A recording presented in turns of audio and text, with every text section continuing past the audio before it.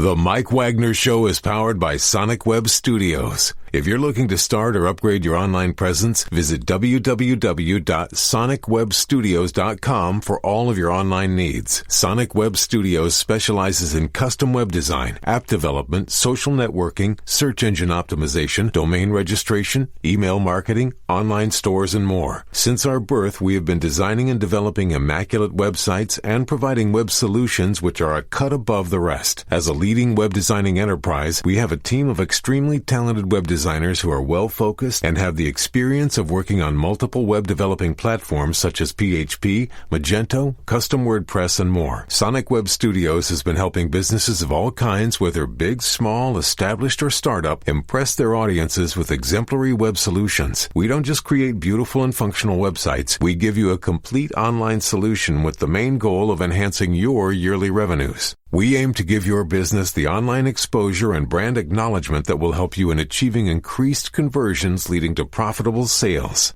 Call 1-800-303-3960 or visit us online at www.sonicwebstudios.com to get started today. Mention the Mike Wagner Show and get 20% off your project. Sonic Web Studios. Take your image to the next level. It's now time for the Mike Wagner Show, powered by Sonic Web Studios. Visit online at sonicwebstudios.com for all your needs. The Mike Wagner Show can be heard on Spreaker, Spotify, iHeartRadio, YouTube, iTunes, Anchor FM, Radio Public, and the MikeWagnerShow.com. Mike brings you great guests and interesting people from all across the globe. So sit back, relax, and enjoy another great episode of the Mike Wagner Show.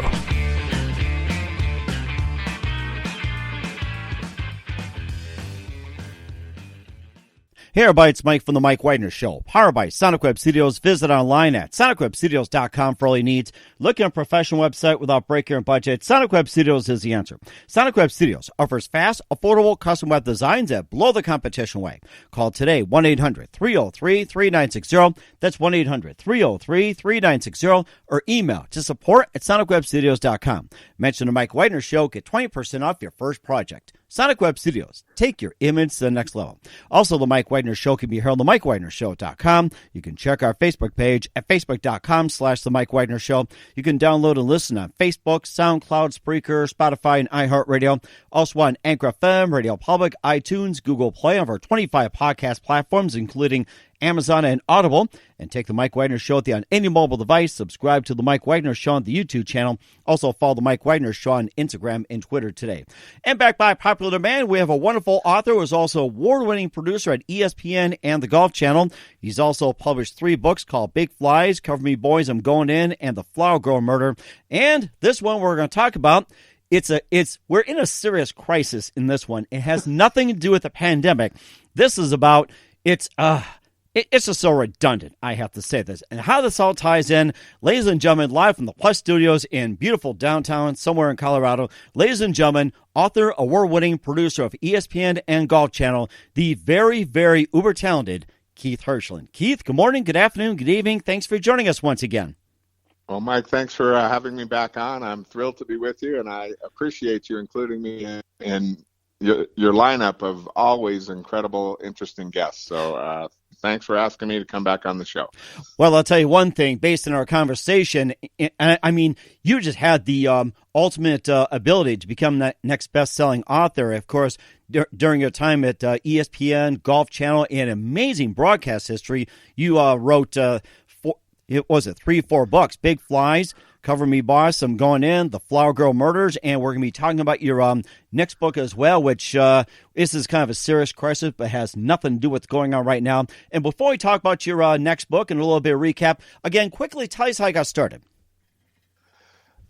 Well, in my broadcasting career, I got started in Reno, Nevada. My parents started a TV station there, and once I gave up the hopes and dreams of becoming a professional baseball player or a professional golfer, I decided to explore the next best thing, which was to get into sports television. Like I said, my folks started a TV station. I was lucky enough to convince the news director there, a guy named Ed Pierce, that he should give me a shot as a sports reporter.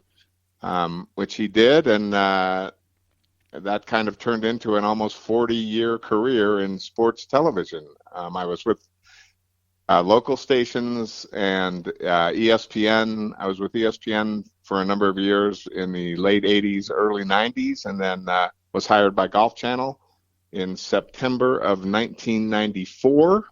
Golf Channel went on the air in January of 1995, and I spent almost 20 years at the All Golf Network, and decided to write a book about it, about my career in television and my career in broadcasting, and a little bit of an homage to my parents, and called that Cover Me Boys, I'm Going In, Tales of the Tube from a Broadcast Brat.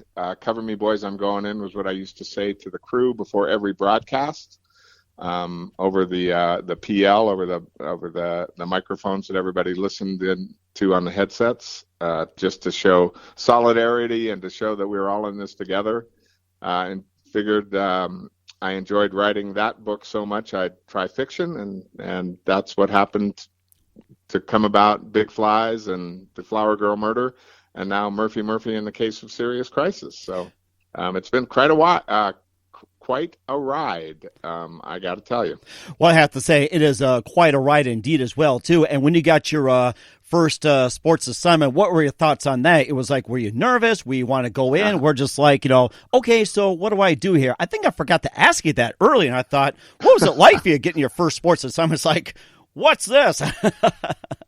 It's funny you ask, because it came about by chance. Actually, I was Reno used to be a pretty good place for minor league sports, and they still have a AAA baseball team there. But we had minor league hockey, we had minor league baseball, we had a number of PGA Senior Tour and at the time Nike Tour events come through town. But I was at a hockey game. The team was called the Reno Aces, and I was at a hockey game with a couple of friends, and the sports director from my dad's station showed up with a camera. I went over to him and said hello, and he kind of grumbled about having to be there, and he wished he didn't have to be there. And he'd been the sports director for a number of years in Reno, very popular guy, very good guy. But I just took the initiative and said, well, Joe, I'll shoot the highlights for you. Give me the camera. I'll shoot the film for you. And in those days, this was in the late 70s, we shot everything on Super 8 film and 16 millimeter film. I said, give me the camera. I'll shoot the film of the highlights for you, and I'll bring it back to the station, and you can go have dinner or go spend some time with your bride or do whatever you want to do, and I'll drop the stuff off at the station. And he couldn't have given me that camera fast enough. So it kind of like turned into a little deal between Joe and myself about how he'd let me shoot high school football highlights on Friday night, or the Reno Silver Sox single A baseball games. And I'd always drop the stuff off at the station. I learned how to develop the film and add it to the rundown, and finally kind of got up the courage to go up to Ed Pierce and say, hey, Joe, I know Joe really doesn't want to do the 11 o'clock sports anymore, and why don't you give me a shot at it? And I have to think that my dad owning the station may have had a little bit to do with it, but also, as folks of or sons and daughters of successful people sometimes have to work twice as hard to prove themselves.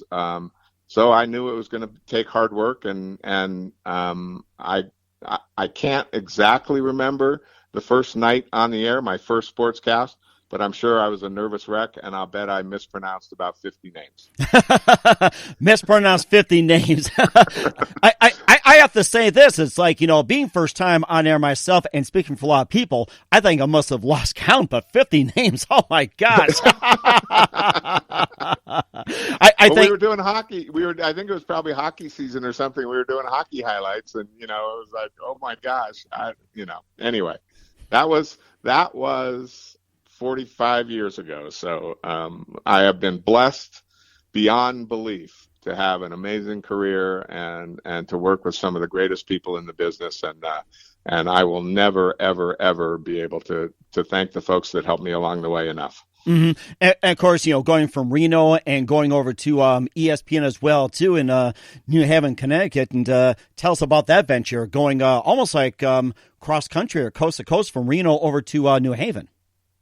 Yeah, it was. It was quite a deal. And I tell the story in Cover Me Boys, I'm Going In. I was behind the scenes. So I started on camera. I started doing sportscasts, and I started doing that. And then there was a show back in the early 80s called PM Magazine. It was evening magazine in some stations around the country, PM Magazine in Reno, where I was. And it was one of the first kind of what they called magazine shows that was ever put on television. And we had national stories about interesting people, and then there were local hosts in a bunch of cities that went around town and did introductions to those national stories and tied everything together. So I hosted PM Magazine for a couple of years and finally decided that I like being behind the scenes a lot more than I like being in front of the camera.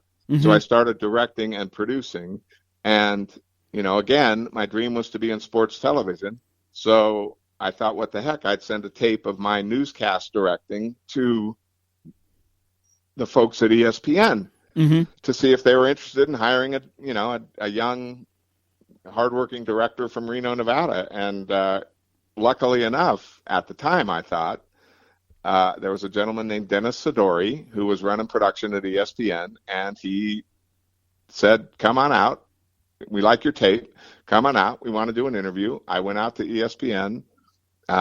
We chatted. We went through the control room. I sat down. We did kind of a rehearsal show, and he said, I think we want to hire you. And so I was thrilled. I went back to Reno and quit my job. And then the gentleman that ultimately hired me at ESPN in the interim lost his job. Ooh. And I got a message basically saying, I know that we kind of offered you a job. There's no contract. There's no nothing. We're kind of going to start from scratch. So you're more than welcome to put your tape in again, and we'll consider you. But as far as we're concerned, we're starting this search over again. Of course, I was devastated. But he did say, listen, I know there's a job open at the local ABC affiliate in New Haven, which is just down the road from ESPN. The guy's name is Dennis, and another Dennis, and he said, if you can get that job, it'll be a lot easier for us to find you if we need you, to bring you up from New Haven to Hartford or Bristol, as opposed to moving you all the way across the country from Reno, Nevada. So I ended up getting that job in the news department at WTNH in New Haven, Connecticut, and never ended up getting the job at ESPN until 1989, when I had moved to Los Angeles and got a job with a gentleman, a very famous sports producer, one of the greatest sports minds, television minds in the world, Don Ohlmeyer. He had a production company. His production company hired me in 1989, and to work their golf. They produced all the golf for ESPN, so all the PGA Tour and Senior Tour and LPGA golf for ESPN. He hired me as part of that crew. And about 6 months after I had been working for Ohlmeyer Productions, Don sold that production company to ESPN, and I became an employee of ESPN finally. Wow. and I can imagine Chris Berman background. Keith Hirshland is going all the way. I wish I was a big enough, a personality or fly on the wall to have gotten Chris's attention. I was lucky enough to run into him in the hallway a number of times. Never lucky enough to work with him at ESPN, although I did work with Keith Olbermann, Stuart Scott, Susie Kolber, Kenny Mayne, just a litany of folks, Tony Kornheiser, Tony Bruno. The experience working at ESPN was one I will always cherish, and it was an amazing learning experience and an amazing time, and I probably would there is part of me that thinks I might still be there today. That's how much I loved it and how much I enjoyed it, except for the fact that the opportunity of an all golf network came about in the fall of 1994, and I couldn't resist that. And we'll talk more about the Golf Channel in just a minute, along with Cover Me Boys, I'm Going In, and more. But first, listen to The Mike Wagner Show at themikewagnershow.com, powered by Sonic Web Studios. Visit online at sonicwebstudios.com for all your needs. Looking at a professional website without breaking your budget? Sonic Web Studios is the answer.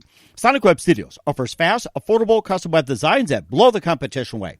Call today, 1-800-303-3960. That's 1-800-303-3960. Or email to support@sonicwebstudios.com. Mention the Mike Wagner Show. Get 20% off your first project. Sonic Web Studios. Take your image to the next level. Also, the Mike Wagner Show can be heard on themikewagnershow.com. You can check our Facebook page at facebook.com/The Mike Wagner Show. You can download and listen on Facebook, SoundCloud, Spreaker, Spotify, and iHeartRadio. Also on Anchor FM, Radio Public, iTunes, Google Play, Apple. Also on Amazon and Audible and Anchor FM. Take the Mike Wagner Show on any mobile device. Subscribe to the Mike Wagner Show on the YouTube channel. Also follow the Mike Wagner Show on Instagram and Twitter today.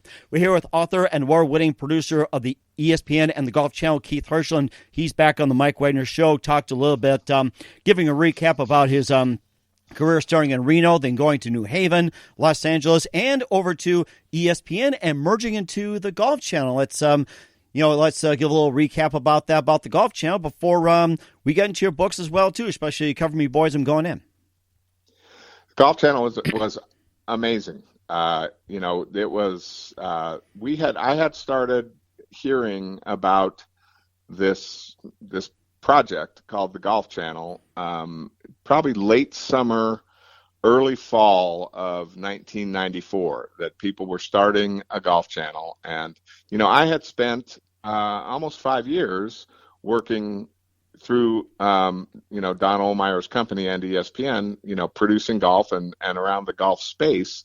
And I was getting there were a number of people who were working at ESPN that were getting calls from the folks at the Golf Channel asking them to come for interviews or asking them if they wanted to be a part of this new all golf television network. And my phone wasn't ringing, and I thought, well, I'm getting a little angry about this, because I spent last 5 years, working in the golf space, and I think I'd be a great addition, and I wonder why nobody's calling me, the old "woe is me" thing, Mike. Yeah, I know what you mean. I'm gonna club you, man. I'm gonna club you.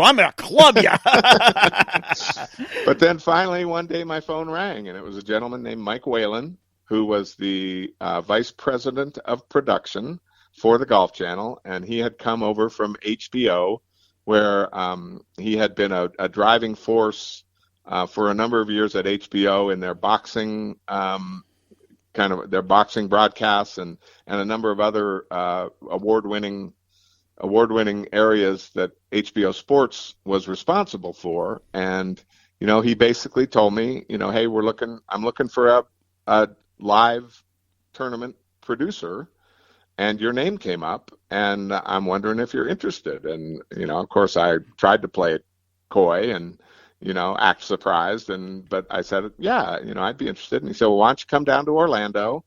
We'll do an interview. I'll show you around the offices, and we can have a chat. So I got on a plane, and the first thing I did before that, though, I went to my boss at ESPN, a gentleman named Howard Katz, who is now a big shot at the NFL Network. Mm-hmm.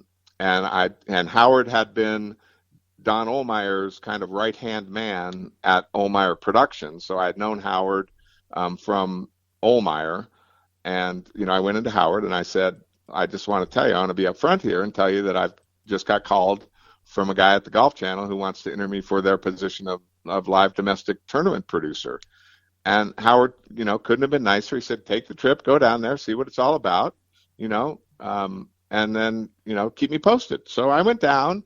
My interview with Mike happened on the golf course, a golf course in Orlando called Metro West. We played 9 holes of golf. Mm-hmm. And during those 9 holes of golf, he kept offering me the job and upping the salary each time I turned it down, because, quite frankly, I had a pretty good gig at ESPN. Mm-hmm. I was well liked there. I I was having a ton of fun producing shows. Felt like I had a future, was going to have a long future at ESPN. And finally, we got to the ninth tee, and Mike was like, "Here's my final offer," and he made it. And he said, "This is my final offer, and I'm going to give you till midnight tonight to give me a yes or no." And it was, for me at the time, just more money than I'd ever thought about making. I mean, nowadays it, wasn't that much, but at the time, and I thought, well, that's just icing on the cake, because I really wanted the job, because, I wanted to get back into golf. I love producing golf. This was an opportunity to build a production team from scratch at a brand new all golf network that involved Arnold Palmer and, some pretty talented folks. So I had decided, even though I didn't tell Mike, I decided that, I was going to take the job. I went back to Connecticut and went in to see Howard again and told him, this is what they offered me. I think I'm going to take it. And he said, "I think you're crazy. This is never going to last. This is a flash in the pan idea. There's no way in the world that a network that's devoted 24 hours a day, 7 days a week, 365 days a year to golf is ever going to be a success." And I said, "Well, I'm going to take the chance." And he said, "Well, good luck to you. And, if it doesn't work out, the door here is always open." And I appreciated that. And so I called Mike back and I said, "I'll take the job." Funny thing is, Howard Katz, after saying the door was always open and good luck, didn't speak to me for about 15 years. Oh, no.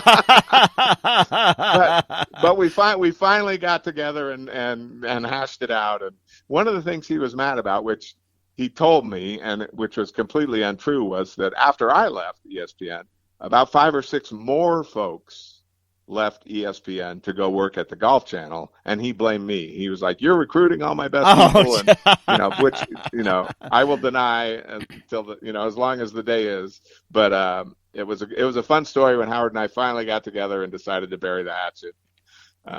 But anyway, so I was lucky enough to be at the Golf Channel, and it was basically the wild, wild west of television back there. And when we were rehearsing to go on the air, and in late 1994, and after we flipped the switch in January of 1995, for about the next 10 or 12 years, it was the most exciting, fulfilling, wonderful experience that I have ever had in my life. And that was one of the reasons why I decided that I needed to put those stories down in a book. And that's a great deal of Cover Me Boys, I'm Going In is stories about those earliest days at Golf Channel. Mm-hmm. And certainly Golf Channel is no Mickey Mouse operation in Orlando as well, too. So I see what you did there. We'll talk about that book in just a minute, The Kiss of Serious Crisis. But first, listen to The Mike Wagner Show at themikewagnershow.com. It's powered by Sonic Web Studios. Visit online at sonicwebstudios.com for all your needs. Look at a professional website without breaking your budget. Sonic Web Studios is the answer. Sonic Web Studios offers fast, affordable custom web designs that blow the competition away. Call today, 1-800-303-3960. That's 1-800-303-3960. Or email to support@sonicwebstudios.com. Mention the Mike Wagner Show. Get 20% off your first project. Sonic Web Studios. Take your image to the next level. Also, the Mike Wagner Show can be heard on themikewagnershow.com. You can check our Facebook page at facebook.com/The Mike Wagner Show. You can download and listen on Facebook, SoundCloud, Spreaker, Spotify, and iHeartRadio. Also on Anchor FM, Radio Public, iTunes, Google Play, Apple, as well as Amazon and Audible and more. Take the Mike Wagner Show on any mobile device. Subscribe to the Mike Wagner Show on the YouTube channel. Also follow the Mike Wagner Show on Instagram and Twitter today. We're here with author and award-winning producer of ESPN and the Golf Channel, Keith Hirshland, here on the Mike Wagner Show. Talked a little bit about his illustrious career over at ESPN and the Golf Channel, and also Cover Me Boys, I'm Going In, which is out on every retailer as well, too. But before we talk about having a serious crisis, you also had 2 books called Big Flies and The Flower Girl Murders, and just quickly tell us about those 2.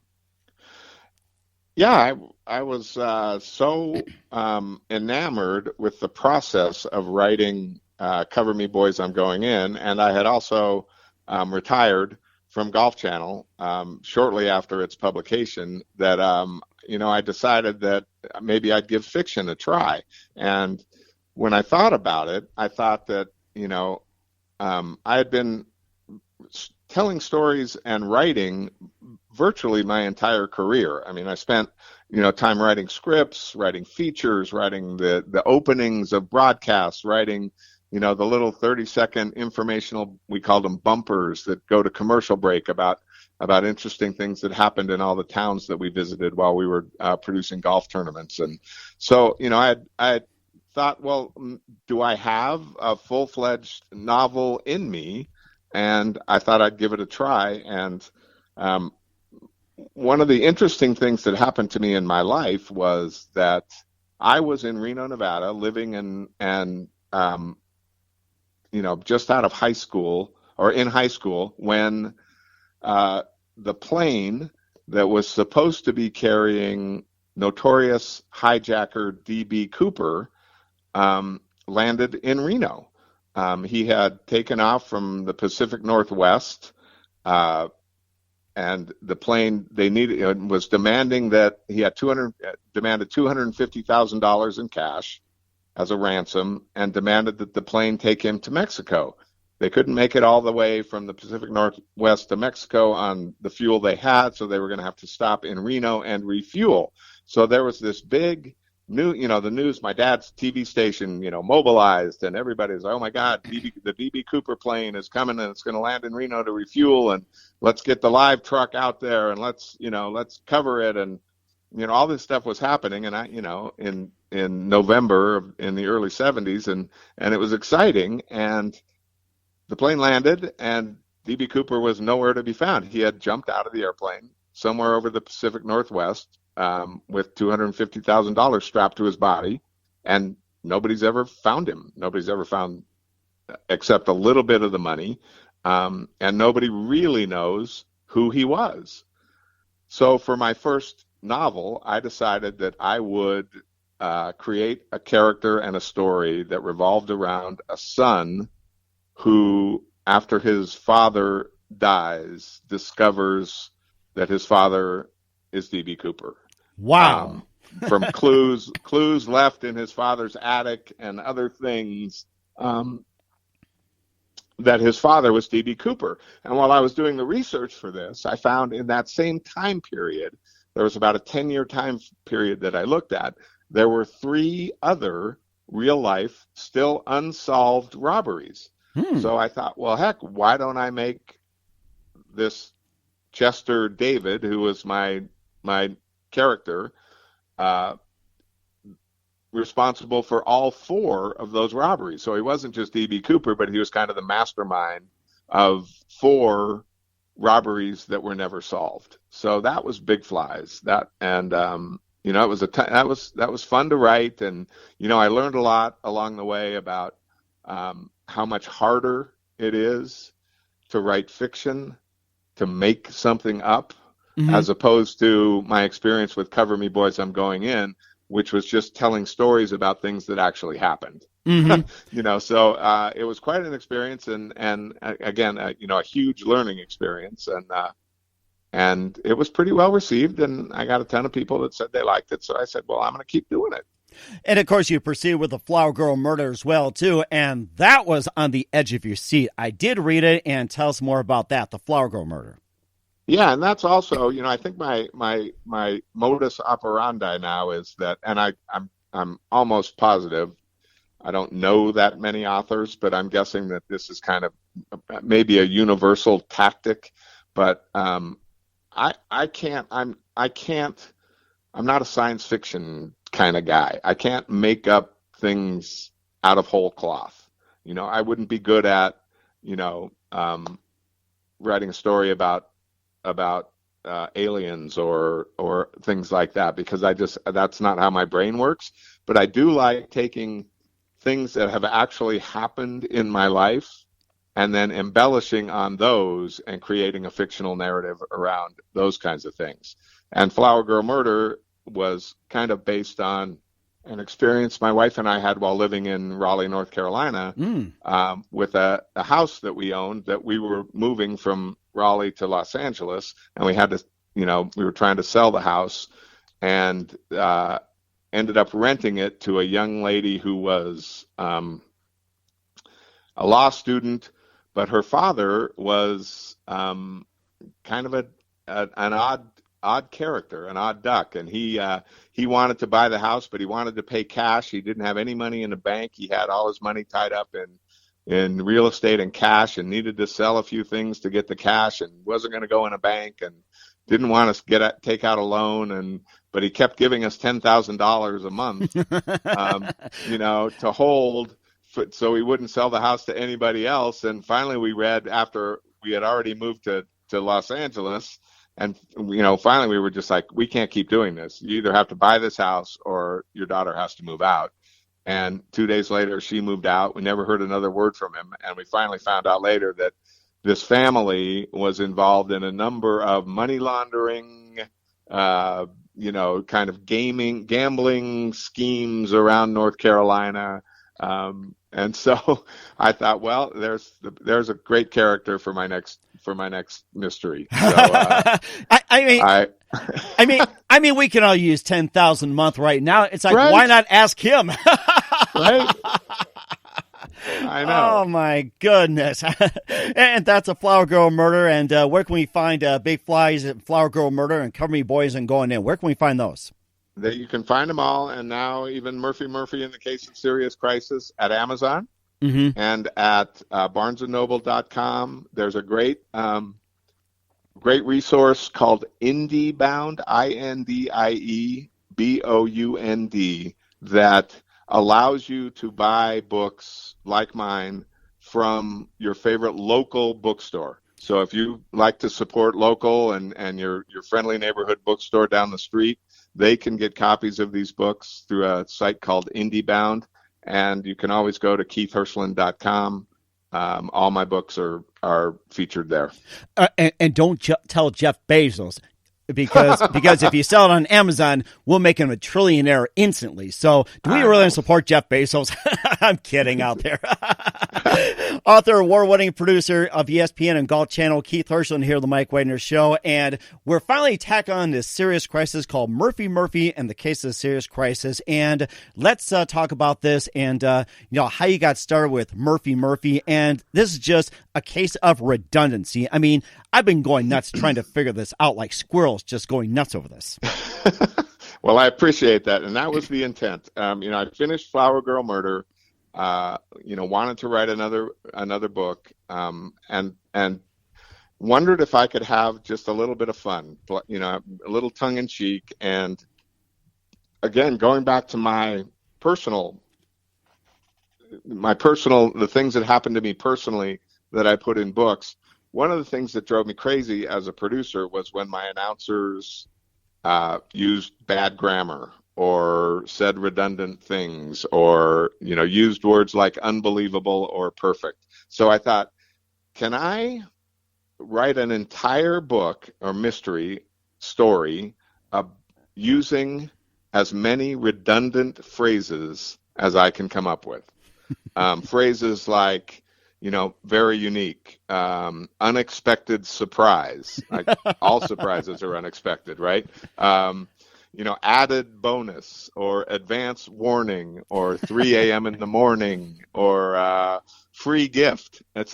So, all of these redundancies that drive me crazy in life and drove me crazy as a producer. I thought, what if there is a detective who is also driven crazy by these redundant phrases and has to deal with them throughout the course of trying to solve a mystery. And so that's how that came about. And of course, the detective had to be named Murphy, and who works out of the Department of Redundancy Department, and he just happens to catch a case that involved a rock band called Serious Crisis. So Serious Crisis is the name of a rock and roll band that suddenly finds certain expensive items that belong to the band members missing.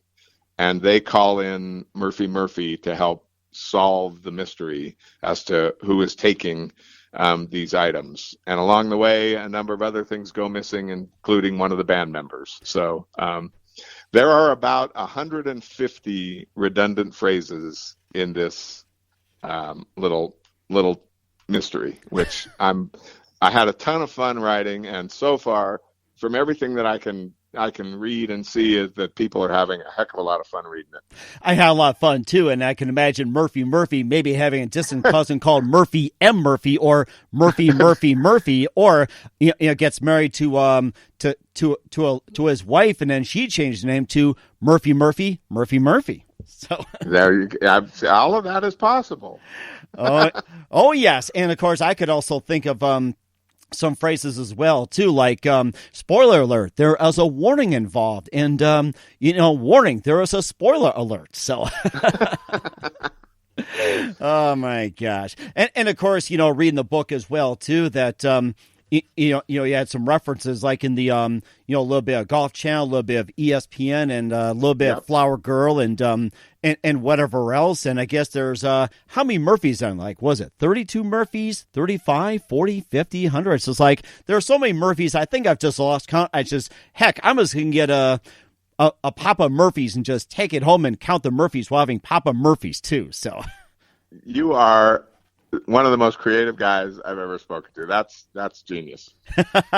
You know why? Because you're my inspiration. You're creative as well too. It's like that's why I love having you on as well too. And I think there's also more to Murphy and the Serious Crisis. As we're here with Keith Hirshland here on the Mike Wagner Show, and of course you encounter Captain David Dud Hill. How do you get the name Dud? I mean, was he really a dud? Was he a one-time firecracker? Or it's like, where did he get this name Dud? I mean, you think about it, it's just like, hey, Dud, or hey, dude, or something.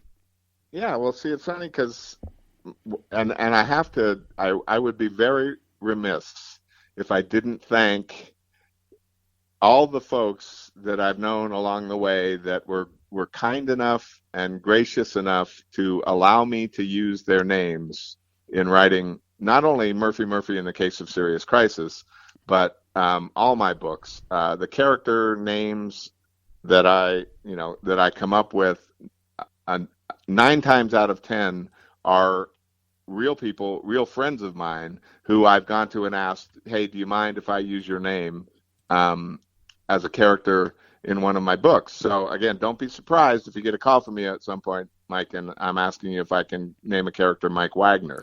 Absolutely. You can use it any time. Of course, send some money now. I'm kidding. But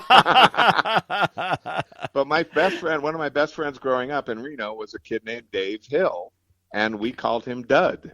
And so I thought, well, I'm gonna name my chief cop character, Murphy's boss, after my good friend Dave Hill, and he's going to have the nickname Dud, but I had to come up with a reason why he got that nickname, and he happened to, as you'll read in the book, he happened to squash a almost bombing in a mall. He noticed an odd bag in front of a coffee shop, looked in it, saw something that looked like a bomb, dove on top of it, and it turned out that the person that created the device didn't do a very good job. It didn't explode. It was never going to explode. So it was a dud, and that's how Captain Dave Hill became Captain Dud Hill, Dave Dud Hill. So he was a hero because he decided to, sacrifice himself by jumping on this, but it turned out to be a dud anyway. So that's how he became Dud. And, you mentioned Golf Channel. There was a great golf writer in the Orlando area named Marty Kaufman. He's a character in the book. Some of my colleagues that I worked with at Golf Channel are in the book. And a couple guys, if your listeners ever listen to Sirius XM radio on PGA Tour radio on Sirius XM, Brian Katrick and John McGinnis are also characters in the book. So, and again, they have all graciously allowed me to use their names with no promise that their characters are going to be good guys, bad guys, or any kind of remuneration involved at all. Mm-hmm. I also like the name of the band's manager, Jeff Gucci Goo, and I figured it out right away. It's just like you must have been like wearing Gucci, or you technically go Gucci Gucci Goo. Yeah, and again, there's a story behind that. He's a gentleman that it was one of my best friends and colleagues at the Golf Channel, and his name is Jeff Gershengorn. Oh, wow! And the receptionist at the time at the Golf Channel couldn't say Gershengorn. So whenever Jeff got a phone call, the receptionist would page Jeff Gucci Goo. So, and it was a kind of a running joke around the halls of the Golf Channel. So I thought, well, this is going to be a character in my book. So Jeff Gershengorn is actually Jeff Gucci Goo. So it's, you got to come up with things along the way to keep your sanity, Mike. Yeah, yes, it does. And where can we find Murphy? Where can we find Murphy in the case of serious crisis without people going crazy and having issues? Yeah, I hope they don't. And I again give a shout out to the team at Beacon Publishing Group, which is my publisher, and you can find it at beaconpublishinggroup.com. You can find it at Amazon. You can find it at keithhirshland.com or any place that sells books. Barnes & Noble, online. They all carry it, and please read it, and I hope you enjoy it. That sounds great. Once again, we're with author, award-winning producer of ESPN and Golf Channel, Keith Hirshland, here on the Mike Wagner Show. Love to have back on in the future as well, too. You've been absolutely fantastic. Always a joy to talk to. And what can we expect from you in 2021 and beyond, despite the crazy pandemic and having a serious crisis? Well, we hope to, because my wife is involved in the Olympic movement, so we're hoping that to be in Tokyo. At least she will be. I'm not sure right now whether or not I'll get to go, depending on all the protocols and things like that. And I am currently putting the finishing touches on a sequel to the Flower Girl murder. So Detective Mark Allen has left Raleigh, North Carolina, and moved to Colorado Springs, where he finds a number of things not going up to what he expects to be folks obeying the law. So I'm hoping that the sequel to Flower Girl Murder comes out in 2021. And other than that, we're just going to be trying to stay safe and make sure friends and family are all in a good place. Sounds very good. Once again, Keith Hirshland, author, award-winning producer of ESPN and the Golf Channel, and also of Murphy and the Kiss of Serious Crisis and more. Keith, a very big thank you for your time. You've been absolutely fantastic. Looking forward to hearing him again soon. Again, what's your website? How do people contact you? Where can people purchase your books? KeithHirshland.com, one word, KeithHirshland.com. And the books are all available on Amazon or at beaconpublishinggroup.com. So I appreciate you allowing me to give those folks a shout out. And again, I just want to thank all the friends and colleagues and coworkers that I was lucky enough to work with throughout my 40-year broadcasting career, and all the successes that I've had. Wouldn't have been possible without the hard work and dedication of all of them. Sounds very good. Once again, Keith, a very big thank you for your time. You've been absolutely fantastic. Looking forward to having you again soon, preferably in 2021 and beyond. And keep us up to date and stay safe. I love chatting with you. Thanks, Mike. I appreciate it, and I love chatting with you, too. The Mike Wagner Show is powered by Sonic Web Studios. If you're looking to start or upgrade your online presence, visit www.sonicwebstudios.com for all of your online needs. Sonic Web Studios specializes in custom web design, app development, social networking, search engine optimization, domain registration, email marketing, online stores, and more. Since our birth, we have been designing and developing immaculate websites and providing web solutions which are a cut above the rest. As a leading web designing enterprise, we have a team of extremely talented web designers who are well-focused and have the experience of working on multiple web developing platforms such as PHP, Magento, custom WordPress, and more. Sonic Web Studios has been helping businesses of all kinds, whether big, small, established, or startup, impress their audiences with exemplary web solutions. We don't just create beautiful and functional websites. We give you a complete online solution with the main goal of enhancing your your yearly revenues. We aim to give your business the online exposure and brand acknowledgement that will help you in achieving increased conversions leading to profitable sales. Call 1-800-303-3960 or visit us online at www.sonicwebstudios.com to get started today. Mention the Mike Wagner Show and get 20% off your project. Sonic Web Studios. Take your image to the next level. Thanks for listening to the Mike Wagner Show, powered by Sonic Web Studios. Visit online at sonicwebstudios.com for all your needs. The Mike Wagner Show can be heard on Spreaker, Spotify, iHeartRadio, iTunes, YouTube, Anchor FM, Radio Public, and themikewagnershow.com. Please support our program with your donations at themikewagnershow.com. Join us again next time for another great episode of The Mike Wagner Show.